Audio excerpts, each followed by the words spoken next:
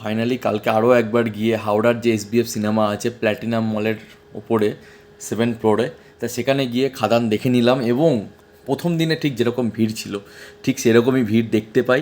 হ্যাঁ, অনলাইনে তো দেখাচ্ছিলো সব টিকিটই বুকড হয়ে আছে, কিন্তু দুটো একটা সিট খালি ছিল। তার কারণ মনে হয় কোনো বশত তারা আসতে পারেনি। আমাদের পাশেরই সিট, যে লাইন বাই লাইন সিট আছে, তারই কোণের সিট ফাঁকা ছিল, কোনো কারণে হয়তো আসতে পারেনি দুজনে। ঠিক আছে, বুঝতেই পারছো কোন দুজনে, বাড়ি থেকে রাজি হয়নি গার্লফ্রেন্ড বয়ফ্রেন্ডের। এটা থেকেই বোঝা যাচ্ছে যে খাদানের কীরকম ক্রেজ তার 5 নম্বর সপ্তাহতেও এসে। এবং চারিদিকে, শুধু এসবিএফ সিনেমা বলে না, চারিদিকে 5 নম্বর সপ্তাহে রবিবার বলে কথা, মানুষ ছুটির দিনে ভাই চুটিয়ে ছবিটা দেখছে। আর ফ্যামিলি অডিয়েন্সই বেশি যাচ্ছে দেখতে ছবিটাকে, আমি যতদূর দেখলাম।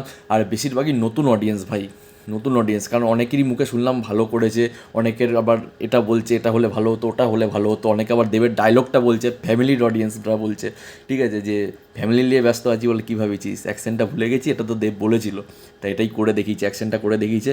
তা আমরা এরকমও সিনেমা দেখতে চাই, তারা নিজেরা বলছে ভাই। তা যাই হোক না কেন, দেখে খুব মজা লাগলো, আনন্দ লাগলো যে 5 নম্বর সপ্তাহে এসে এত ক্রেজ আছে। তোমাদের কি মতামত এই নিয়ে নিচে কমেন্ট করে অবশ্যই বলবে।